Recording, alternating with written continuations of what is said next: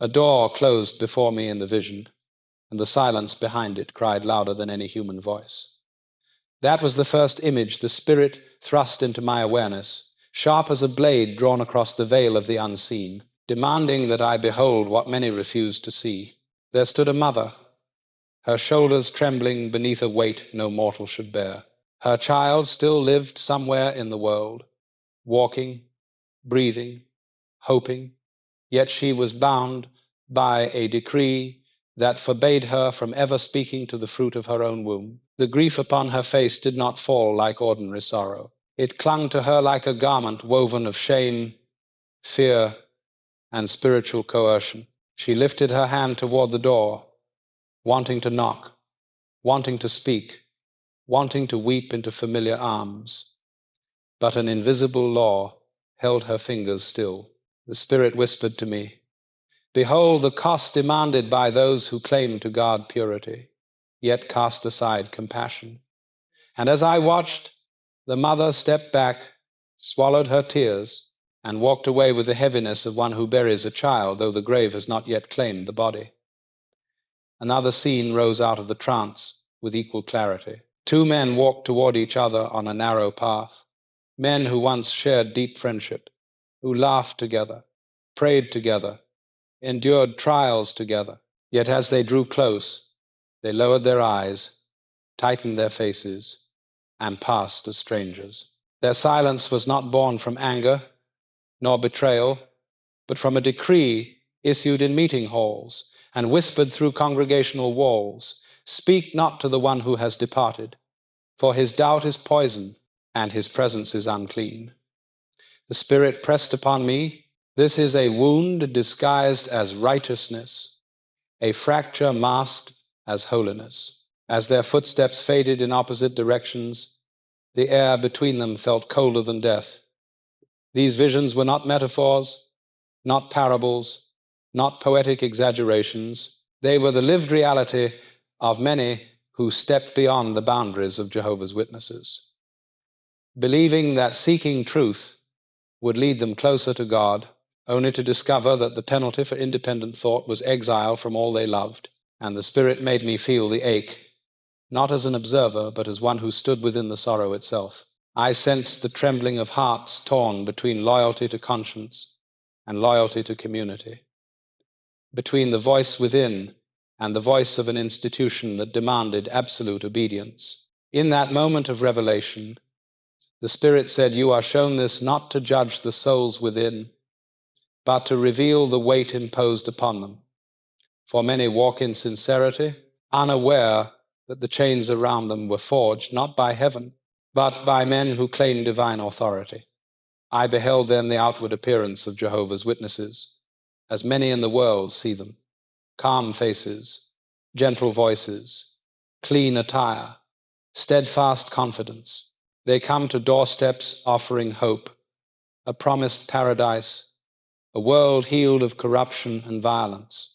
Their message seems simple, even noble, and many accept the literature they offer with polite curiosity. Yet the Spirit stirred within me a deeper knowing. The gentleness seen at the threshold is but the outer garment of a far more intricate structure within. What happens when the door closes?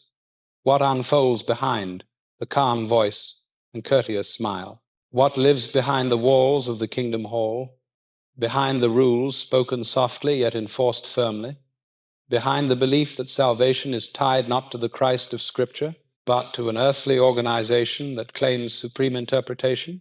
The trance deepened, and I saw the contrast widen like a chasm. Outwardly, peace. Inwardly, pressure. Outwardly, unity. Inwardly, fear of deviation. Outwardly, hope. Inwardly, dread of losing everything if one step strays beyond the prescribed path. The Spirit then revealed, many believe they are serving the Almighty, yet they are bound by the fear of losing family, friends, and identity. They do not submit from rebellion or pride, but from the terror of being cast into the cold of spiritual exile. I saw members entering their meeting halls with bowed heads, carrying unspoken struggles that they dared not express, Questions were swallowed before they formed. Doubts were buried beneath forced smiles. Authenticity was offered only up to the point where it threatened conformity. And the Spirit spoke with solemn clarity, "The faith that demands silence of the heart is not the faith Christ taught.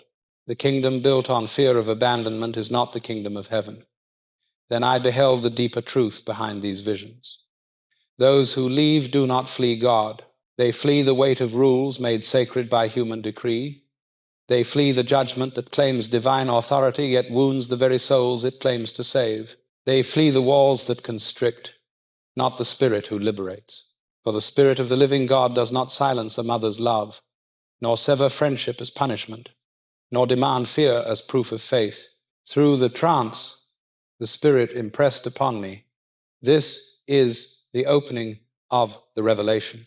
Behold the first wound, the first shadow, the first unveiling of the cost paid by those who dare to choose truth over tradition, conscience over command, love over law. And thus the first vision stands, a door closed, a silence screaming, a love forbidden, and a sorrow rarely spoken, yet deeply felt by thousands, whose stories remain hidden behind the gentle knock that rings upon the doors of the world. I saw the next vision unfold like a curtain drawn back by unseen hands, revealing what lies behind the familiar knock at the door, the polite smile, the carefully chosen words. For many have seen the outer form of Jehovah's Witnesses, yet few have beheld the inner structure, the silent machinery that shapes their lives with precision and unyielding discipline. And the Spirit said, "Look deeper, for the truth of a thing is not in its appearance, but in the currents that move beneath it." In the vision, I beheld a man and a woman walking toward a quiet neighborhood, their clothing neat, their steps measured, their countenance calm. They carried books of prophecy, pamphlets of hope, and the conviction that they bore truth in their hands. To the eye of the world, they appeared gentle, harmless, sincere. Their message seemed peaceful, a promise of a restored earth, a kingdom free of war and corruption, a world where justice reigns and suffering ends. And many, seeing only this surface, believed they had encountered a pure devotion, untouched by the chaos of modern life. But the Spirit pressed upon me a deeper awareness, saying, "Every image has a shadow, and every shadow reveals the truth the image conceals." As the door of the vision shifted inward, I saw that this outward gentleness was part of a larger design, one shaped not merely by belief, but by a tightly woven structure of authority, expectation, and invisible pressure. They do not simply choose to preach door to door. They are shaped, trained, and guided to do so, taught to carry themselves with serene certainty, to speak with confidence in doctrines they dare not question. Their movements are disciplined, their words rehearsed, their emotions governed by an internal code that is both admired and feared. And behind this image, I beheld the force that shapes them, the organization that stands as the unseen architect of their thoughts, their decisions, their boundaries. It is a system that does not merely guide but governs, not merely teaches but directs, not merely advises but commands. In the vision, their congregation appeared not as a loose assembly of believers, but as a well-ordered body, every member linked to the next, every action noted, every deviation felt. I felt the weight of expectation upon them, gentle yet unrelenting, like a hand placed softly on the back of the neck, guiding every step.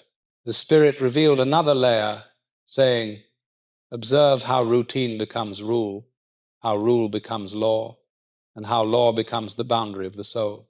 I saw how each believer lived under a rhythm set from above, meetings throughout the week, study sessions, hours of preaching, work recorded and submitted, spiritual goals constantly pressed forward. Not all felt this as oppression.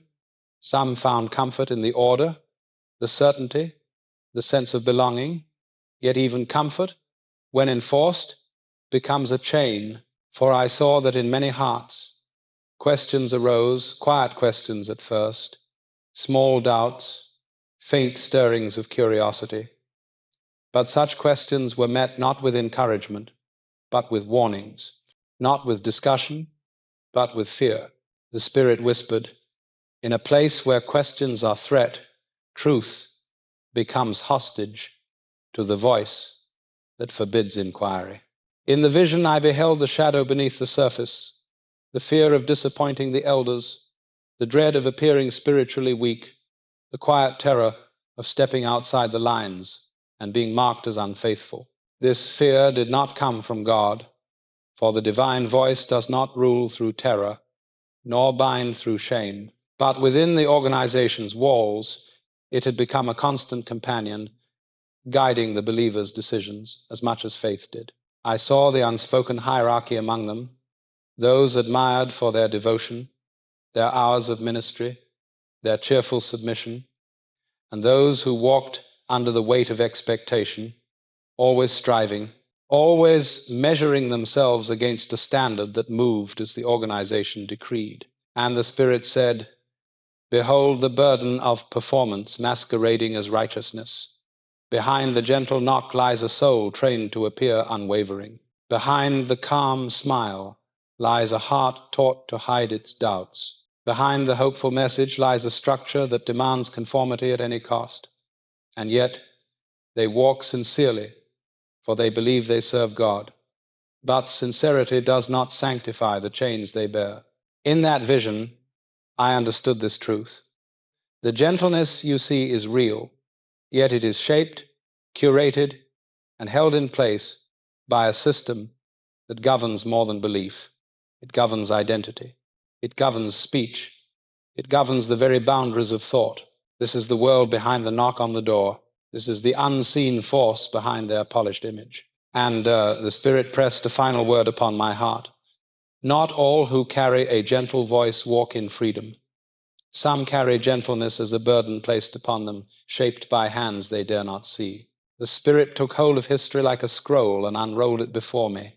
There was no haze, no distance, only clarity so sharp it carved truth from illusion. And the voice within said, "Behold the beginning, for what is built in error carries the shadow of its foundation." In the vision, I was carried to the late 19th century, to a small gathering of seekers in America. Simple in appearance, yet restless in spirit. At the center stood a man whose eyes burned with prophetic intensity, Charles Taze Russell, a figure both earnest and unwavering. He was no prophet of the old order, yet he bore the confidence of one. He searched the scriptures not as one looking for wisdom to shape his soul, but as one seeking patterns, dates, symbols, keys to unlock the end of the world itself. And as he found these alleged keys, he fashioned a doctrine unlike that of the churches around him. In the trance, I was shown that this was the spark, the seed from which the movement, later known as Jehovah's Witnesses, would rise.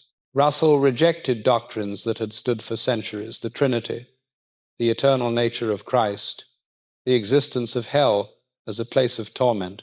Instead, he formed a gospel of his own design, reshaping ancient texts into a vision that centered on prophecy, timelines, and the imminence of Armageddon.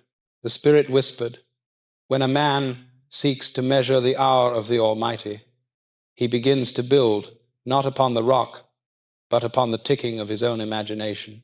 Russell's calculations were fervent, meticulous, and deeply flawed. In the vision, I saw him marking dates upon charts, interpreting world events as signs, constructing a calendar for the apocalypse. And those who followed him embraced these predictions with trembling devotion. I beheld the year 1914 marked in blazing letters across the spiritual horizon of the movement. They believed it would be the end of the age, the dawn of Christ's kingdom on earth, the collapse of earthly governments. When that day arrived and passed, the world stood unchanged. And yet, instead of admitting error, the interpretation shifted like mist. Armageddon has begun invisibly. Christ has taken his throne in the heavens. The Spirit showed me then how a failed prophecy can become a cornerstone instead of a crack, if the people are taught that doubt is rebellion and questioning is sin. Then came 1925, another date proclaimed, another promise of the end. Once again the world continued as before, and again the doctrine bent rather than broke. The faithful miscalculated, they said. The prophecy remains true, its fulfillment is simply delayed. Then 1975, a prediction that stirred even greater anticipation. I saw families in the vision, selling homes, giving up education, abandoning careers, for they believed this world had only months left. But the year passed, no apocalypse came, and still the structure endured, for the followers had been conditioned to reinterpret disappointment as divine testing. And the Spirit said, a prophecy that fails yet remains is not a prophecy of God, but a chain upon the believer's hope. The vision broadened, and I saw the effect of these repeated end-time declarations. Believers lived with their eyes fixed not on life, but on the approaching end.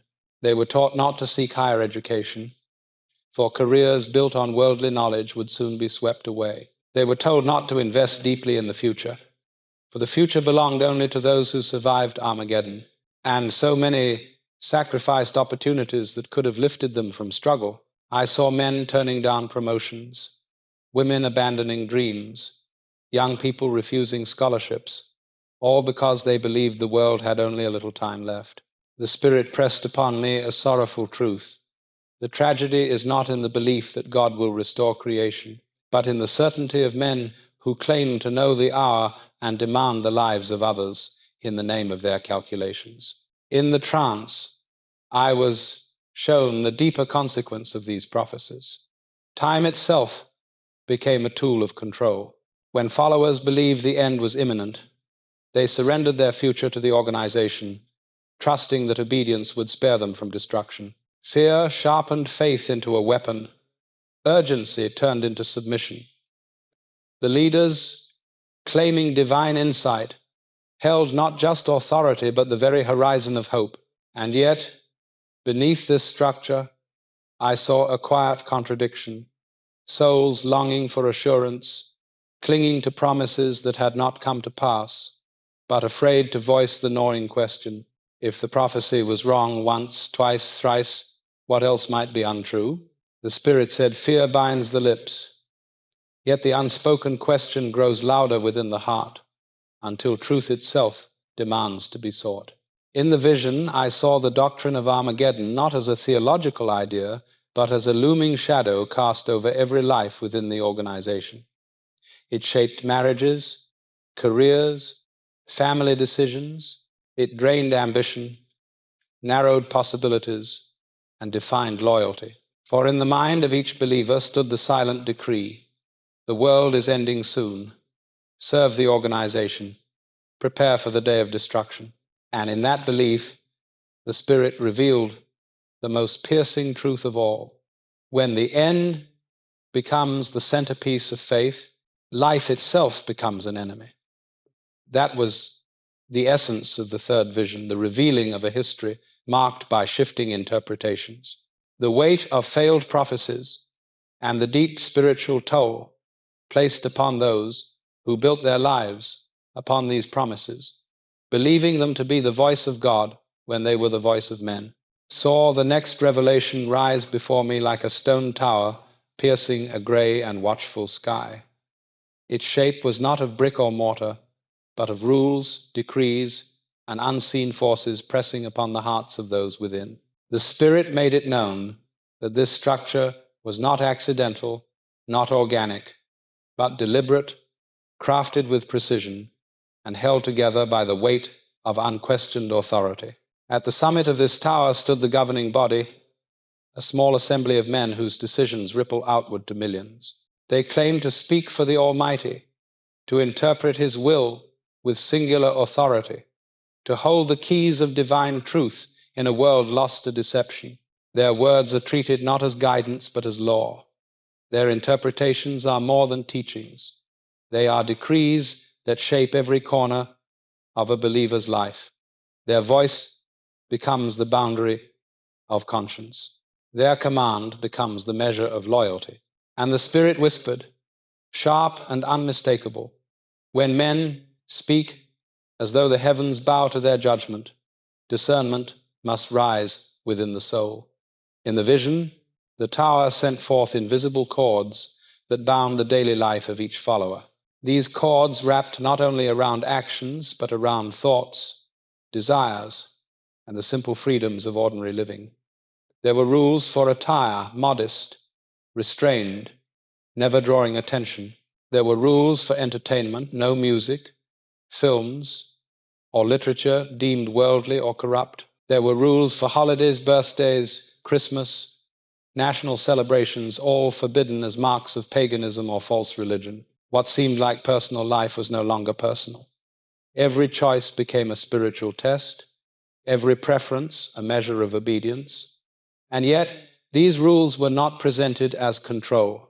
They were dressed in sacred language, purity, loyalty, faithfulness. The Spirit made clear how language becomes a veil and how hearts seeking righteousness can be bound without chains. The vision widened, showing a hospital room, sterile and silent. A child lay upon the bed, pale and fading. Doctors pleaded. Nurses whispered. A mother wept. And yet the decree stood firm. No blood transfusions. The governing body's interpretation of ancient verses, passages from Leviticus and Acts, became a life or death boundary. Even when life could be saved, the invisible cords tightened, commanding refusal. I felt the grief of families who obeyed out of fear of divine displeasure, believing death was preferable to breaking a rule fashioned by men who had never set foot in that room. The Spirit said with grave clarity, the law that takes life in the name of purity is not the law written upon the heart by the Creator, but the law carved by human hands. I was shown cases countless, scattered across nations, where parents signed forms that sealed their children's fate, believing they were choosing righteousness. Hospitals developed bloodless alternatives, but not all conditions could be treated without blood. And in those moments, the tower of rules cast its heaviest shadow. The vision shifted, revealing something far quieter but equally binding. Within each congregation, elders functioned as overseers, watchers of conduct, interpreters of the governing body's will.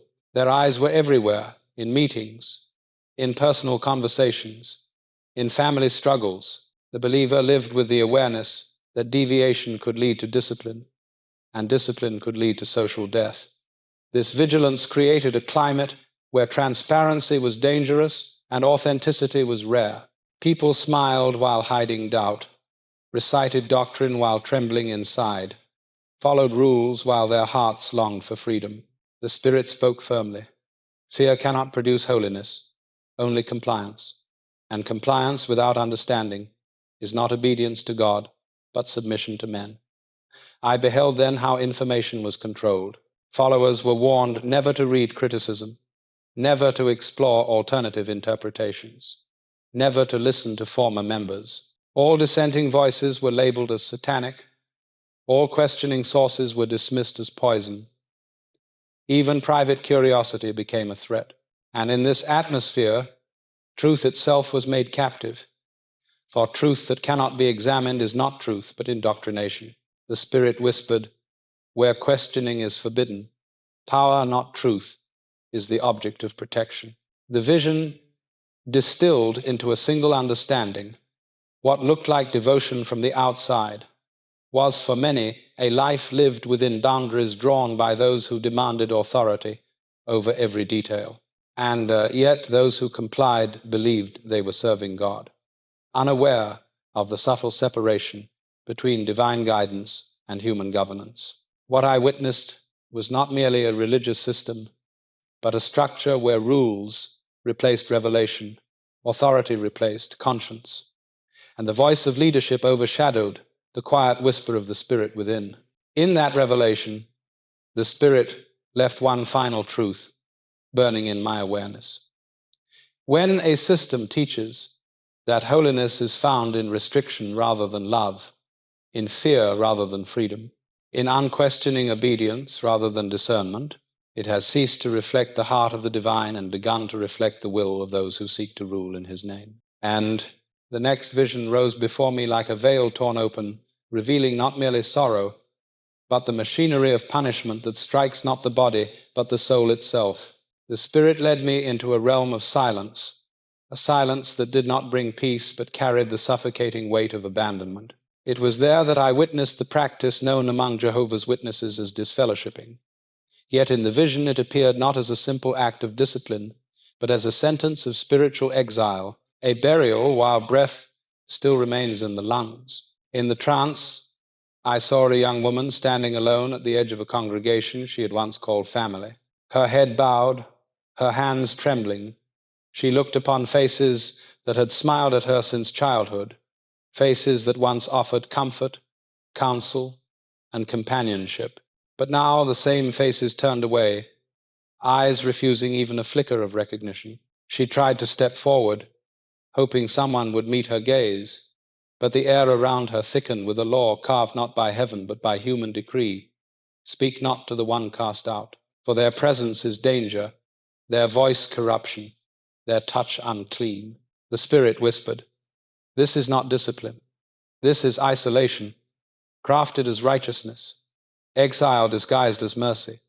Families severed their bonds with absolute swiftness. Parents refused to answer the phone when their child called, even if the child wept into the receiver. Siblings passed one another on the street like distant ghosts. Grandparents who once held their grandchildren with joy now stood like statues, unmoving, unresponsive, believing silence to be an act of obedience to God.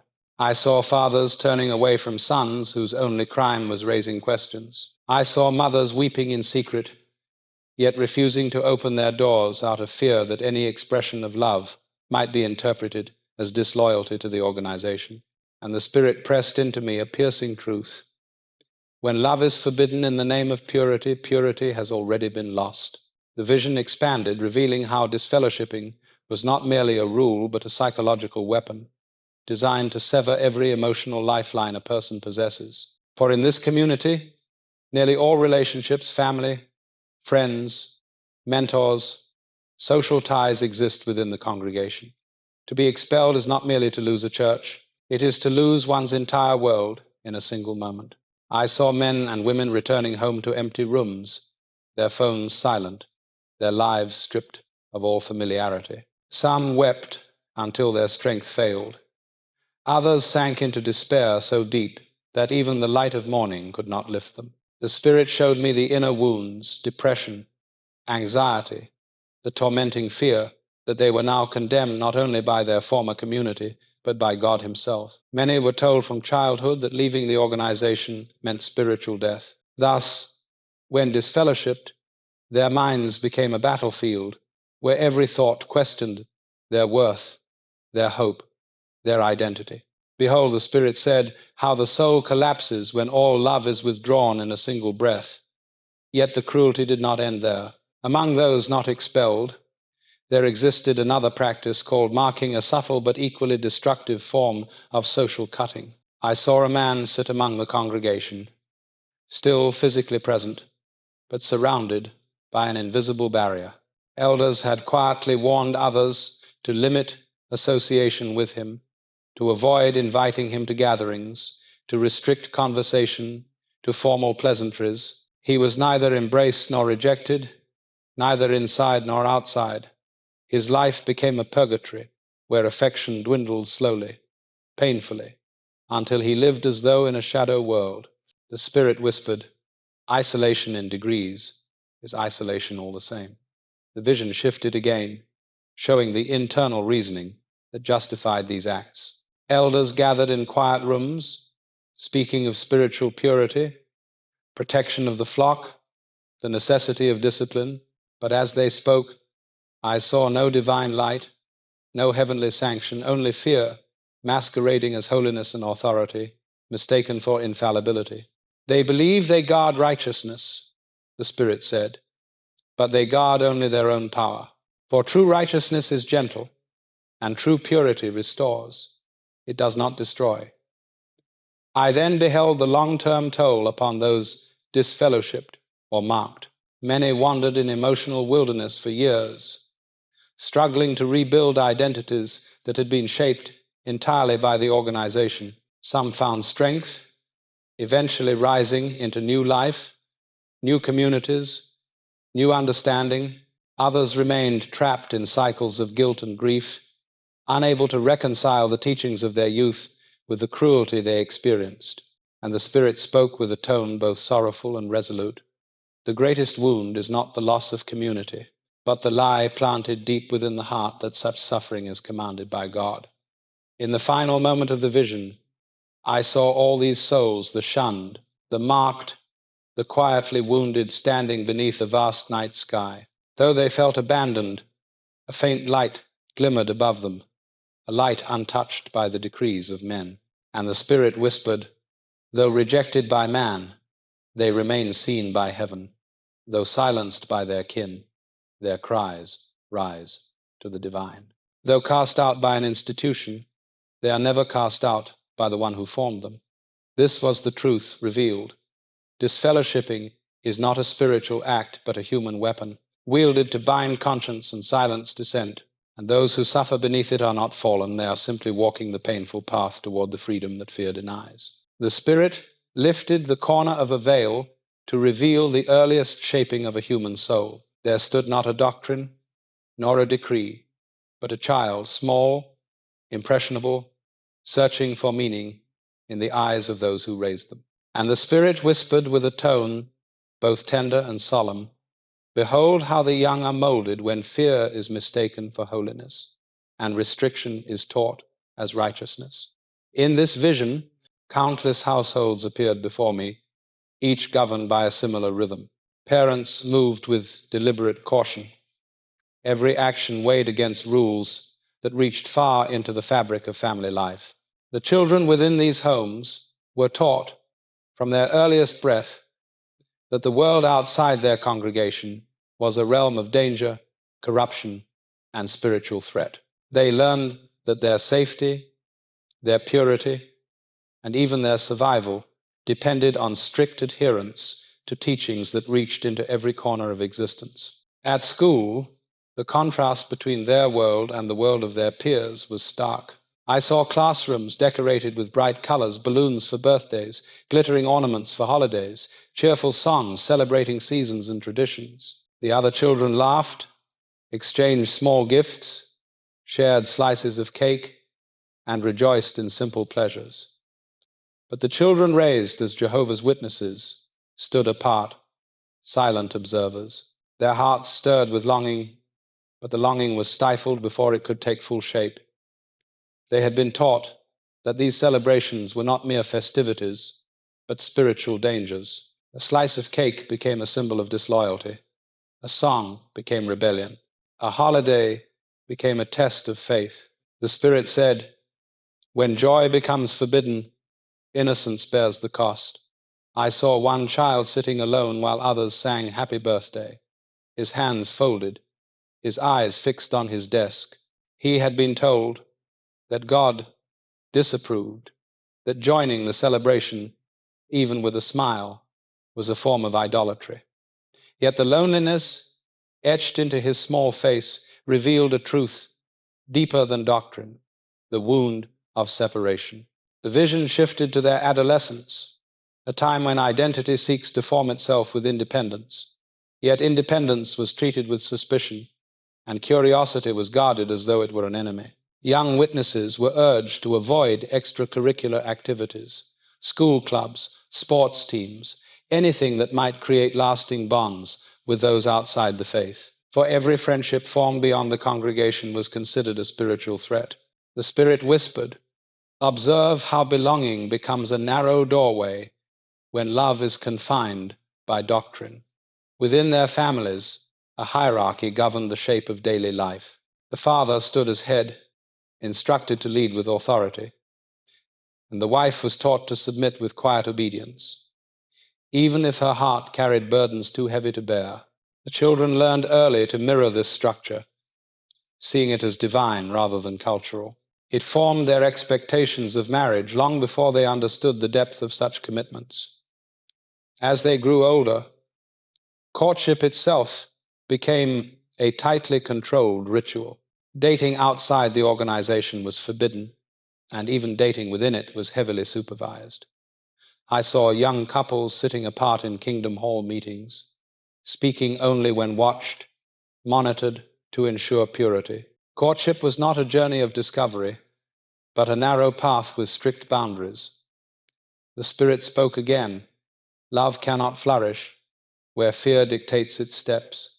Marriage, too, bore heavy weight. Young people were often encouraged to marry early, taught that prolonged courtship invited temptation and moral danger. Through the vision, I saw couples entering marriage not out of fully formed connection, but out of pressure, expectation, and the fear of disappointing the congregation. Their union was shaped more by obligation than by true understanding of the soul of another. Another layer of the vision revealed women within the organization. Their roles were limited by doctrine. I saw intelligent, gifted young women discouraged from leadership, told that their authority was secondary, restricted, and always under the spiritual jurisdiction of men. They could teach only other women or children, never men, never in positions of true decision-making. Their callings, whatever they might have been outside these walls, were reshaped, reduced, or withheld.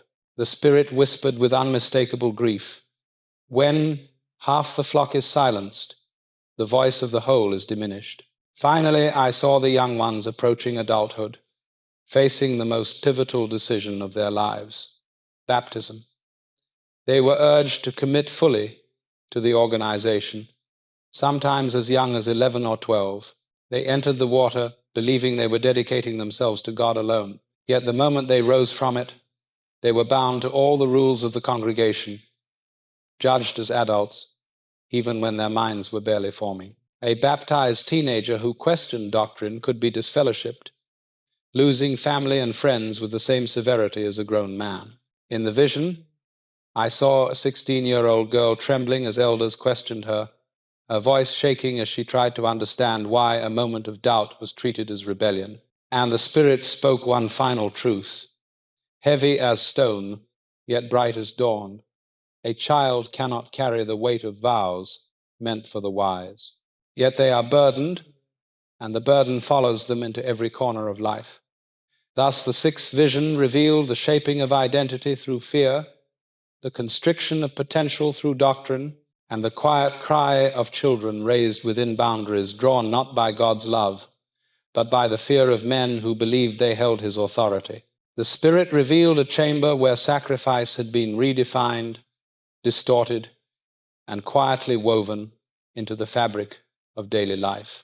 I beheld not a temple altar, but ordinary homes, workplaces, and streets, yet upon each the shadow of relentless expectation lay thick as dust. The Spirit whispered, "Observe how devotion becomes burden when men claim that sacrifice is the only proof of loyalty."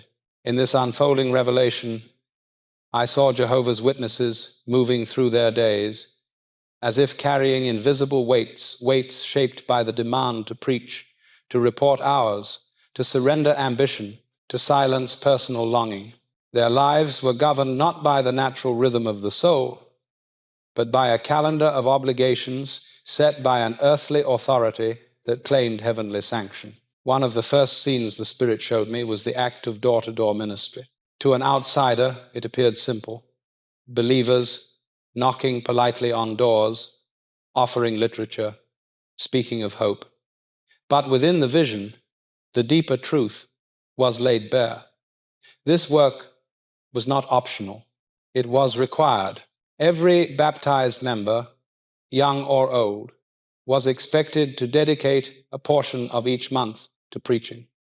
And this dedication was not merely spiritual, it was quantifiable. I saw congregation members filling out forms, recording every hour spent walking streets, approaching strangers, distributing tracts. These hours became a measure of their faithfulness, their standing, their spiritual worth in the eyes of the organization. Those who reported high hours were praised, upheld as examples, given responsibilities. Those whose hours declined were quietly watched, questioned, sometimes admonished. The Spirit spoke. Devotion measured by numbers becomes bondage, not holiness. In another part of the vision, I saw individuals hesitant to knock on a door, their hands trembling, their hearts weary from rejection. I saw children forced to accompany adults, walking for miles under the sun or through cold winds, learning early that discomfort was a necessary mark of faith. When they cried or complained, parents would remind them that this suffering proved their loyalty to Jehovah. Yet the Spirit whispered sorrowfully, "Suffering for righteousness is holy. Suffering imposed to uphold human authority is not." The vision then shifted to the realm of education. I saw teenagers filled with dreams. Some wanted to study science. Others wished to become doctors, teachers, artists, engineers. Yet each time a dream rose, an elder's warning descended. Higher education leads to pride. University corrupts. Worldly careers distract from God's work. And so these young souls turned away from opportunity, denying scholarships, stepping back from ambitions, settling into jobs that offered neither growth nor fulfillment. The Spirit pressed upon me. The suppression of God-given gifts is not humility. It is the dimming of light meant to shine. I saw grown men working long hours in low-paying labor, not because they lacked intelligence or skill, but because pursuing a meaningful career was viewed as dangerous. I saw women with great talent confined to minimal roles, encouraged to prioritize preaching over personal advancement. There were those who, entering their 40s or 50s, looked upon their lives with a quiet ache, realizing they had built nothing beyond the boundaries set by the organization, no professional foundation, no financial stability, no future they could claim as their own. Another scene rose, this time in a hospital. A man lay on a bed, pale, weak, and fading. Doctors stood ready with a treatment that could save his life, but it involved a blood transfusion. His family stood by, torn between the instinct to save him and the doctrine that forbade such an act. I saw the man's eyes full of fear, yet resigned, and the Spirit spoke with trembling weight. Life offered but refused, not from conviction of the heart, but fear of judgment. This is not sacrifice, but tragedy. I was shown countless families making similar decisions, signing documents that denied themselves or their children life-saving treatment. The belief was that blood was sacred and must not enter the body, yet the deeper truth was that refusal of blood had become a test of obedience, a line drawn by the governing body rather than by the God of compassion. The vision then revealed the psychological toll. Members who struggled with anxiety, depression, or trauma were often discouraged from seeking professional help. Therapy was viewed with suspicion, seen as worldly influence. Instead, they were urged to pray more, preach more, study more, suppress more. I saw individuals battling inner storms alone, believing that seeking mental health care was a sign of weak faith. The Spirit whispered, "A broken spirit cannot heal by denial, and the Creator does not despise the wounded who seek help." Finally, the vision displayed the collective burden. Sacrifice had become the currency of righteousness. Every joy denied, every dream abandoned, every comfort surrendered was praised as spiritual strength. But the Spirit revealed that many bore their sacrifices not with peace, but with exhaustion, exhaustion concealed behind smiles, buried under duty, bound by fear that failing to sacrifice enough would lead to divine displeasure. And in the closing breath of the revelation, the Spirit declared, "True sacrifice springs from love freely given." What is demanded under threat, what is measured by men, What drains the soul and dims the spirit, this is not the sacrifice God requires. Thus the seventh vision stood complete. A world where duty replaced joy, where self-denial was enforced rather than inspired, and where the beauty of a life fully lived was surrendered not to the divine, but to a system that mistook control for holiness. The next vision rose like a tremor beneath the surface of the soul, subtle at first, then shaking the very foundation of everything that had seemed certain. It was the moment when belief begins to fracture, not through rebellion, but through the quiet awakening of conscience. The Spirit drew me into this realm of inner struggle and whispered, "Behold the hour when a soul first dares to ask, and the world built around it begins to tremble." The vision opened upon a young man seated alone in a dim room, his Bible open before him, his hands trembling slightly as he turned the pages. He had believed without hesitation for years, absorbing every teaching, every rule, every prophetic claim spoken from the platform of the Kingdom Hall. But now, a question stirred within him, faint yet persistent, like a spark beneath dry grass. The question was simple, almost innocent. Why have the prophecies never come to pass? But in that world, even the gentlest question carried the weight of spiritual danger. I saw the young man's heart race as he closed the book quickly, as though the question itself were a sin that might be seen by unseen watchers. The Spirit whispered, "A faith that fears questions is already wounded." The vision shifted, showing countless others walking the same quiet path of doubt. For some, the cracks formed when they witnessed injustice within the congregation, elders showing favoritism, decisions made with severity rather than mercy, those with power shielding themselves from accountability. For others, the awakening began when they encountered contradictory teachings, doctrines revised without admission of error, prophecies reinterpreted to protect the reputation of the governing body.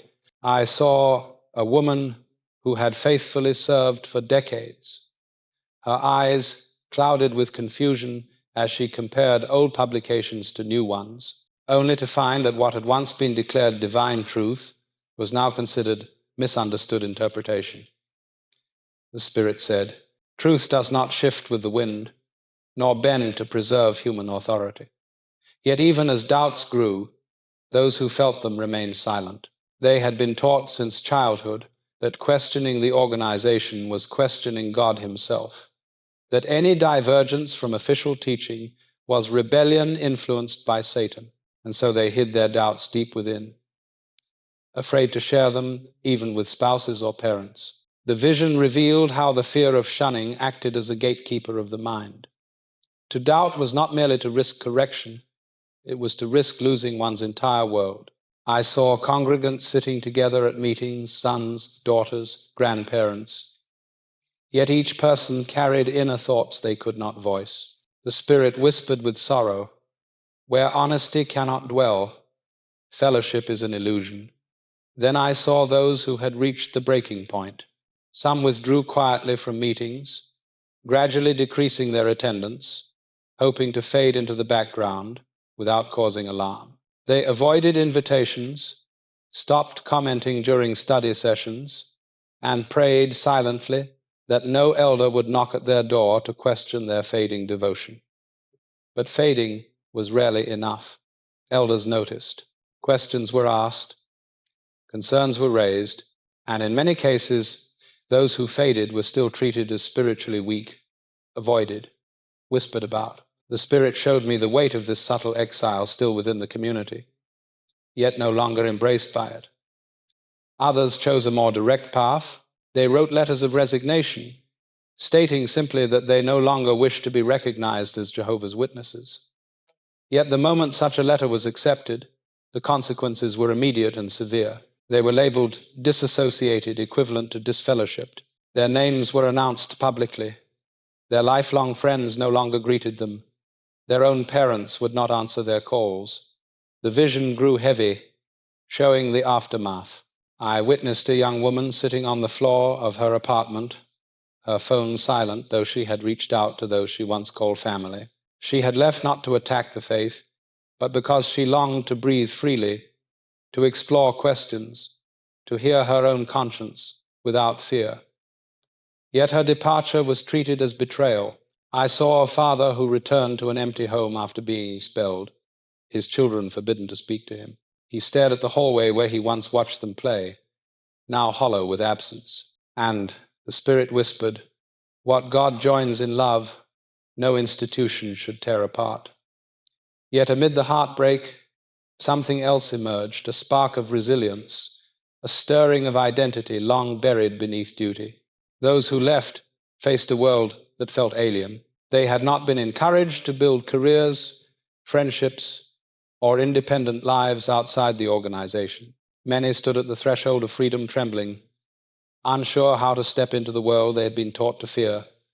The vision showed a man in his 30s holding a job application with uncertain hands. He had never written a resume. He had never been encouraged to dream. But now he stood at the beginning of a new path, terrifying, uncertain, but undeniably his own. Others found solace in support groups formed by former witnesses, communities of those who understood the unique pain of spiritual exile. Together, they shared their stories, their fears, their hopes. They helped one another rebuild emotionally, mentally, spiritually. The Spirit said with clarity, "Out of the ashes of imposed fear rises the fire of true identity." I saw people who once trembled with doubt now stand with steady hearts.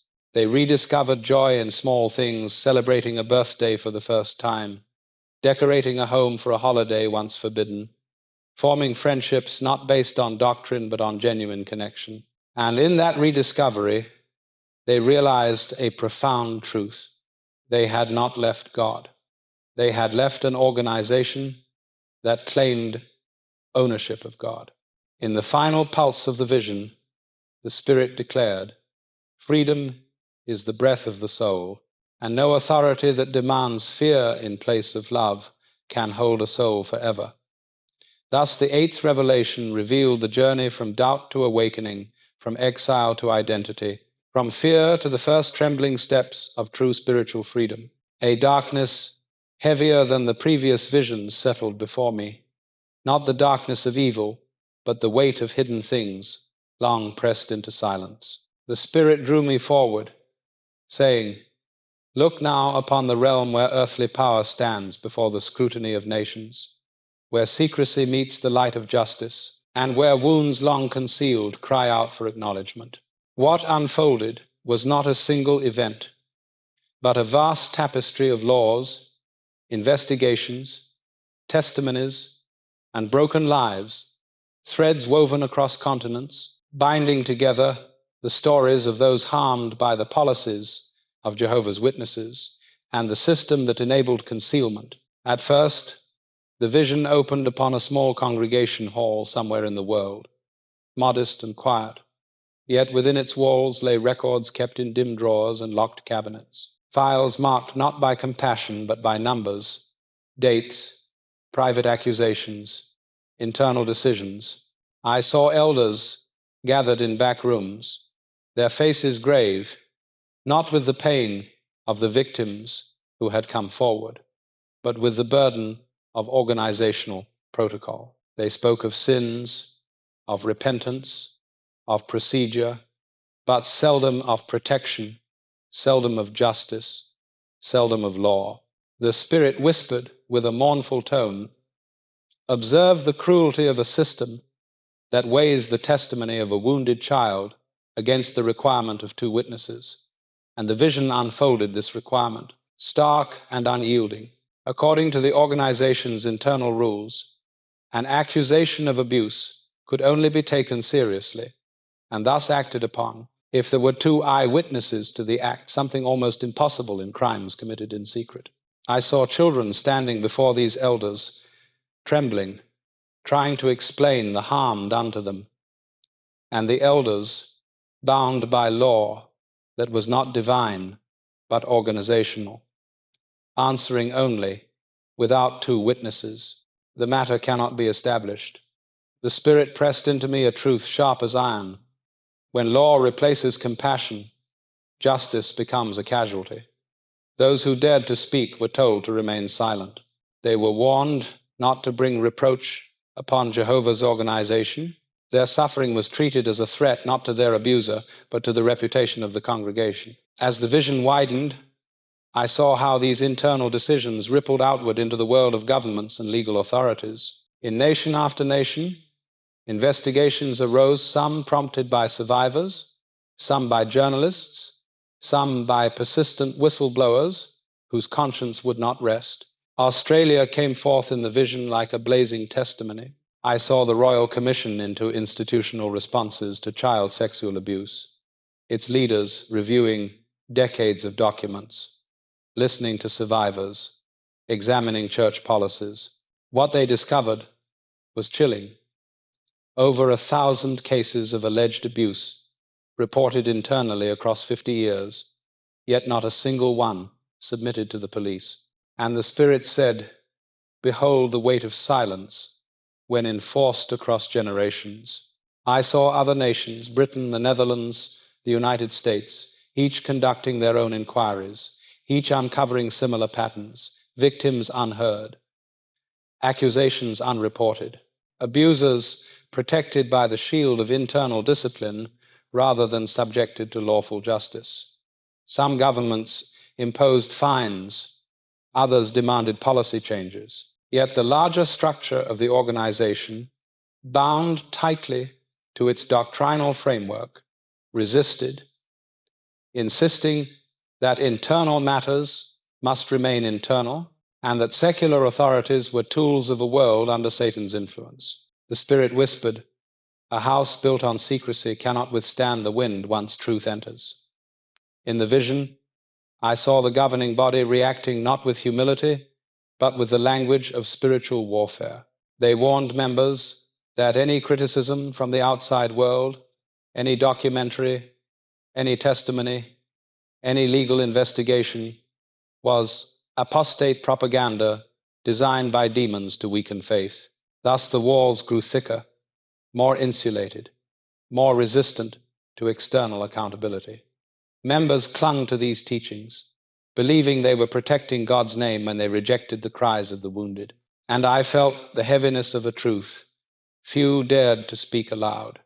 The organization's survival had become more important than the healing of its most vulnerable. The vision then shifted to courtrooms. Survivors took the stand, many shaking, many crying, many recounting stories they had buried since childhood. Some spoke of being forced to face their abuser in front of elders. Some spoke of being told to forgive, to remain silent, to pray more, to avoid bringing shame to Jehovah. Others described being punished or shamed when they refused to remain quiet. As each story surfaced, the Spirit said, "Truth rising is painful, yet necessary, for wounds unacknowledged cannot heal." In some countries, juries awarded millions in damages to survivors, compensation not for the sake of vengeance, but recognition of harm long denied. In others, the organization fought fiercely to avoid handing over documents, citing spiritual confidentiality. Yet each attempt to hide only drew more eyes, more questions, more scrutiny. I saw then how the digital age became a force the organization could not contain. Former members, no longer bound by fear, created forums, channels, websites, support networks. They shared documents once locked away. They posted testimonies online. Survivors found each other. Voices long silenced began to resonate across the world.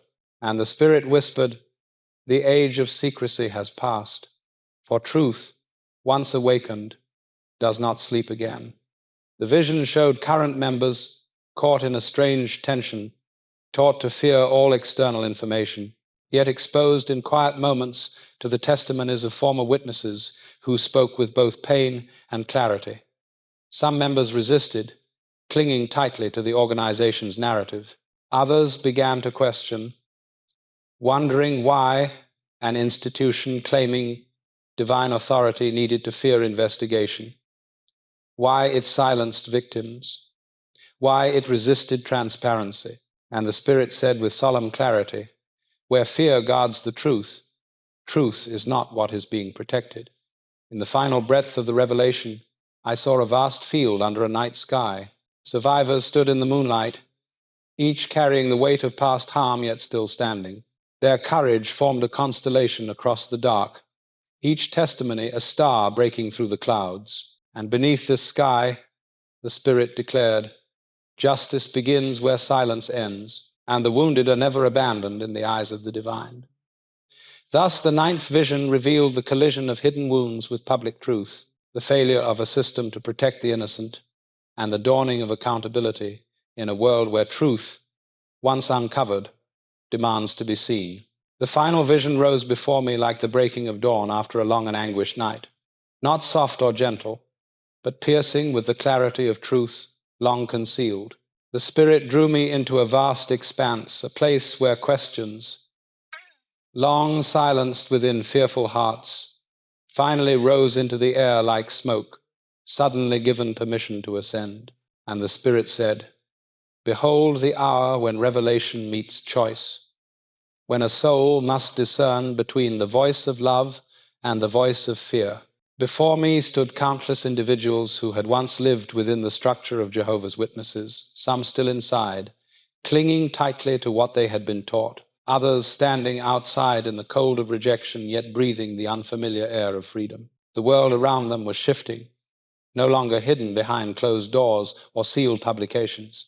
Information flowed like a river, and with it came the undeniable reality that no institution, however disciplined or polished, can outrun the truth in the age that God Himself has allowed to unfold. I saw current members seated in kingdom halls, their eyes fixed upon videos and talks broadcast from the governing body. Each message warned of apostates, of external dangers, of satanic attacks disguised as documentaries or testimonies. And yet, beneath their still faces, I sensed unease, a subtle tremor of doubt, as they wondered why truth needed such fierce protection, why questions were treated as spiritual threats, why the voice of former members resembled not rebellion but grief. The Spirit whispered, that which fears examination knows its own fragility. The vision shifted, showing global landscapes, nations where courts now challenged the organization's practices, where governments demanded accountability, where journalists exposed hidden policies. Each revelation pushed cracks into the once unyielding structure. Yet even as the walls trembled, the governing body responded with greater urgency, drawing tighter lines, issuing firmer warnings, insisting more aggressively that only they held the pathway to salvation. I saw members torn between loyalty and conscience, between community and truth, between the fear of losing loved ones and the fear of losing themselves. For the cost of freedom is heavy when the price is family, identity, and the belief system that shaped one's entire world. I saw a man in the midst of this inner conflict. He held literature he had preached for decades, yet his hands shook. He had read testimonies online, stories that echoed deeply, resonating with memories he had buried. But if he allowed those testimonies to sway him, he risked losing his wife, his grown children, his parents, and the Spirit said softly, the greatest chains are not forged by steel, but by love threatened with withdrawal. The vision then revealed those who had already left the ones who endured the shunning, the exile, the nights of despair, yet they now walked with the growing strength of those rebuilding their identities from the ground up. Some found comfort in new communities, others found solace in silent reflection, and still others rediscovered God in ways no system could dictate. I saw them gather, former witnesses, speaking openly, supporting one another, healing the wounds that had once seemed incapable of healing. They celebrated milestones they were once forbidden to embrace. They sought careers they had once feared to pursue. They rebuilt relationships based not on obligation, but authenticity. And the Spirit whispered, These are the roots of freedom, planted in the soil of pain. I saw younger generations rising within the organization, yet they were born into a different age, one where the internet could not be silenced, where information seeped through even the strongest walls. Some questioned why they could not attend university, why they must avoid friendships outside the faith, why they must submit their future to the will of men they had never met. These questions grew like seeds in fertile ground, watered by exposure to a world not of corruption but of possibility. And as these seeds grew, the Spirit said, "The future belongs not to those who command fear, but to those who awaken." The vision widened, showing the entire organization as a vast structure standing at the crossroads of a changing world. On one side, its doctrinal purity, its strict discipline, its unwavering hierarchy. On the other, the rising tide of awareness, justice, psychology, and global scrutiny. The Spirit impressed upon my heart a final truth. Any system built on control must either transform or crumble beneath the weight of awakened minds. Whether Jehovah's Witnesses will transform or cling ever more tightly to their authority remains unseen. Whether they will soften or harden, evolve or retreat into deeper isolation, that future is still unfolding. But one truth shines through every layer of this vision. No institution holds ownership over the divine. No governing body controls the Spirit. No decree can silence the whisper of conscience. No threat of shunning can erase the yearning of a soul for truth. In the last movement of the vision, I saw each individual, those inside, those leaving, those already gone, standing beneath the vast sky of possibility. Above them was the gentle radiance of the true and living God, a presence not bound by policy or institutional walls. And I heard these words, clear as thunder, yet tender as dawn. Let every soul remember, the divine speaks to the heart, not through fear, but through freedom, not through coercion, but through love, not through men, but through the Spirit that dwells within you. As the vision faded, the Spirit left me with one final command.